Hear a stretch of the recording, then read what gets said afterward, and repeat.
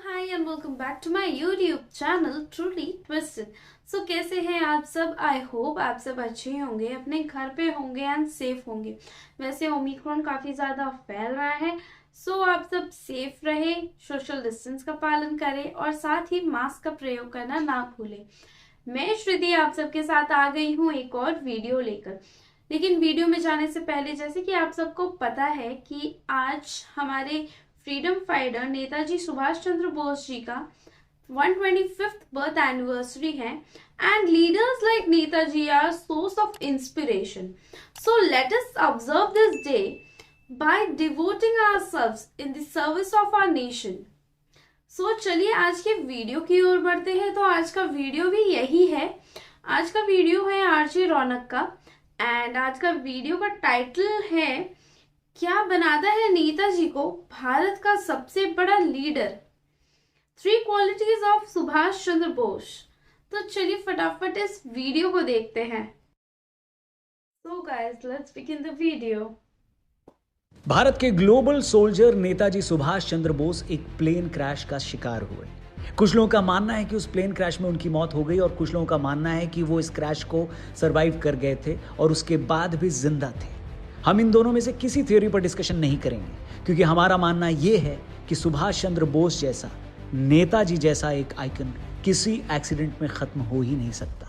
सुभाष चंद्र बोस एक व्यक्ति का या एक शरीर का नाम नहीं है, वो नाम है 3 क्वालिटीज के एक ऐसे कॉम्बिनेशन का जो उनको बनाती है इमॉर्टल। बताते हैं आपको वो कौन सी 3 क्वालिटीज हैं जो नेताजी को अमर बनाती हैं और जिनकी वजह से हम ये कह सकते हैं कि नेताजी आज भी जिंदा है। ये वीडियो अगर आपको पसंद आए तो इसे अपने दोस्तों से जरूर शेयर करिए। पहली चीज, उनका स्ट्रैटेजिक इंटेलिजेंस। नेताजी एक बहुत ही इंटेलिजेंट वॉरियर थे। उन्होंने कभी भी अपनी लड़ाई को सिर्फ जोश की लड़ाई नहीं बनाया। नेताजी की स्ट्रैटेजी का एक एक स्टेप न सिर्फ वेल प्लान्ड होता था बल्कि बहुत आगे तक के लिए सोचा समझा हुआ होता था। उस समय देश में फ्रीडम स्ट्रगल 2 तरीके के मोड से चल रहा था। एक था गांधीवाद जो अहिंसा, शांति प्रदर्शन और उपवास जैसे एलिमेंट्स पर बेस्ड था और दूसरा था क्रांतिकारी आंदोलन जिसे शहीद आजम भगत सिंह, चंद्रशेखर आजाद जैसे क्रांतिकारी आगे बढ़ा रहे थे। सुभाष बाबू ने आंदोलन के दोनों तरीकों को करीब से देखा और तब उन्होंने सोचा कि एक तीसरा रास्ता अपनाना चाहिए जो इस लड़ाई को इंटरनेशनल लेवल पर ले जाए। उन्होंने बहुत ही स्ट्रैटेजिक तरीके से इसकी पूरी प्लानिंग की और हर कदम पर प्लान बी लेकर इस लड़ाई की शुरुआत की। ये ना तो ट्रेडिशनल आर्मी कॉम्बैट था और ना ही टिपिकल गुरिल्ला वॉरफेयर। उन्होंने करंट वर्ल्ड पॉलिटिक्स को अच्छे तरीके से समझा और दुनिया की 2 बड़ी ताकतों जापान और जर्मनी को भारत के इंडिपेंडेंस स्ट्रगल के लिए कन्विंस किया। देश के बाहर रहकर एक आर्मी को दोबारा बनाना और फिर उसको आज़ादी की लड़ाई के लिए तैयार करना उनके लिए स्ट्रैटेजिक वॉरफेयर का हिस्सा था। जहां तक सुभाष चंद्र बोस के इंटेलिजेंस की बात है, उनके आईसीएस टॉपर होने और हाउस अरेस्ट से इंश्योरेंस इंस्पेक्टर जियाउद्दीन बनकर भागने की कहानी तो आपको पता ही है। नहीं पता है तो थोड़ा इंतजार कीजिए, हम ये कहानी आपके लिए इसी चैनल पर लेकर आएंगे। आप चाहें तो नेताजी के भतीजे शिशिर कुमार बोस जी की किताब द ग्रेट एस्केप में ये कहानी पढ़ सकते हैं। नेताजी की दूसरी क्वालिटी जो उनको अमर बनाती है वो है करेज, यानी उनका साहस।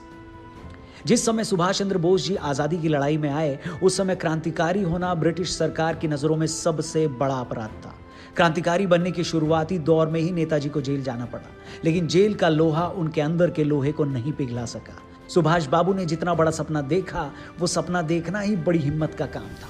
जिस समय भारत के सैनिक ब्रिटिश सरकार द्वारा वर्ल्ड वॉर 2 में अलाइड फोर्सेस की तरफ से लड़ने के लिए भेजे जा रहे थे, उस समय जापान और जर्मनी जैसे देशों के साथ हाथ मिलाने का इमेजिनेशन भी डरावना लगता है। लेकिन सुभाष बाबू ने न सिर्फ ये सोचा बल्कि इस काम को अंजाम भी दिया और जापान सरकार के साथ साथ हिटलर जैसे शक्तिशाली नेता के पास जाकर भी नेगोशिएशन शुरू कर दिया। साथ ही एक पूरी की पूरी इंडिपेंडेंट फौज को दोबारा तैयार कर लेना, वो भी फॉरेन लैंड पर, ये उनके साहस का दूसरा बड़ा एग्जाम्पल है।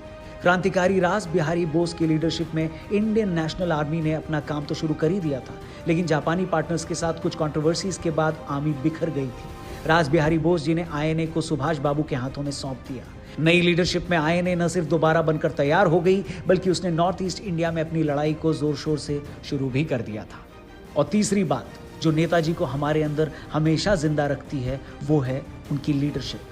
नेताजी की लीडरशिप एबिलिटीज का इससे बड़ा एग्जाम्पल क्या हो सकता है कि पूरा देश ही उनको नेताजी के नाम से याद करता है। उनकी इंडियन नेशनल आर्मी में एक विमेन विंग था जिसका नाम था रानी लक्ष्मीबाई ब्रिगेड। इस ब्रिगेड की लीडर कैप्टन लक्ष्मी सहगल जी से जब एक इंटरव्यू में पूछा गया कि देश के बाहर विपरीत परिस्थितियों में इंडियन नेशनल आर्मी अपना काम कर रही थी, ऐसे में कोई बीमार पड़ जाता था तो कैसे मैनेज करते थे आप लोग, इसके जवाब में लक्ष्मी सहगल जी का जवाब था, नेताजी थे ना।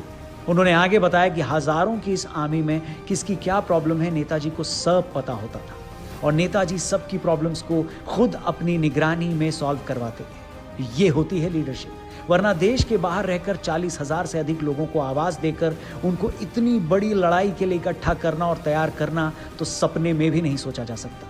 नेताजी ने न सिर्फ आजाद भारत का सपना देखा बल्कि लाखों लोगों को यह सपना दिखाया और इस सपने में विश्वास करना सिखाया।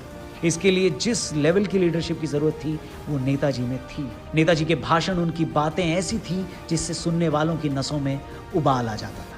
अब मैं कुछ पंक्तियां आपको सुनाने जा रहा हूं, ये अच्छी लगे आपको तो इसे आगे अपने दोस्तों से जरूर शेयर करिएगा। कवि गोपाल प्रसाद व्यास लिखते हैं कि आजादी का संग्राम कहीं पैसे पर खेला जाता है, ये शीश कटाने का सौदा नंगे सर झेला जाता है।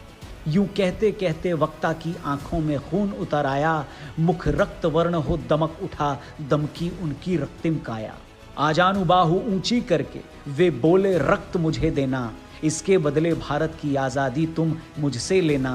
वह आगे आए जो इस पर खूनी हस्ताक्षर करता हो, मैं कफन बढ़ाता हूँ आए जो इसको हंसकर लेता हो। सारी जनता हुंकार उठी, हम आते हैं, माता के चरणों में यह लो, हम अपना रक्त चढ़ाते हैं।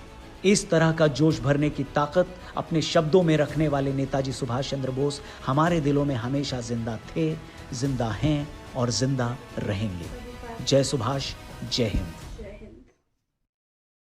तो गाइज आप सबने देख ही लिया ये वीडियो एंड ये वीडियो कितनी ही अमेजिंग थी, मतलब आई लव्ड इट। बहुत ही अच्छे तरीके से आरजे रौनक ने एक एक चीज को रखा, जो भी घटनाएं हुई हैं, एंड साथ ही नेताजी जी की 3 qualities, strategic intelligences, courage, leadership, and यही क्वालिटीज है जिस वजह से नेताजी हमारे देश को आज़ाद करवा पाए हैं एंड वो एक बहुत ही अहम भूमिका निभाए हैं हमारे देश की आज़ादी के लिए। आप सब वाकिफ ही होंगे, अगर नहीं है तो इस चीज़ को लेके भी मैं वीडियो ज़रूर से बनाऊंगी। मुझे फिर वीडियो इससे रिलेटेड मुझे खोजना पड़ेगा एंड अगर आप सब बोलेंगे तो मैं ज़रूर से इस टॉपिक पे पूरे कंप्लीट वीडियो एक लेके आऊंगी। And leaders like him is like amazing, ऐसे लीडर्स होने चाहिए हमारे देश के लिए एंड हम सबको भी बहुत कुछ इनसे सीखने को मिलता है। हमें इनकी राह पे चलना चाहिए ताकि हम भी कुछ अच्छा कर सके अपने लाइफ में। सो गाइज आई होप आप सबको ये वीडियो अच्छा लगा है एंड अगर आप सबको ये वीडियो अच्छा लगा है तो ज़रूर से मेरे वीडियो को एक लाइक दे दीजिएगा। चैनल पे नए हैं तो चैनल को सब्सक्राइब कर लीजिएगा, साथ ही बेल आइकन को प्रेस करना ना भूले ताकि आप सबको मेरी लेटेस्ट नोटिफिकेशन सबसे पहले मिले। वैसे इस वीडियो का ओरिजिनल लिंक आप सबको डिस्क्रिप्शन में मिल जाएगा, तो ज़रूर से जाके इस वीडियो को देख ले।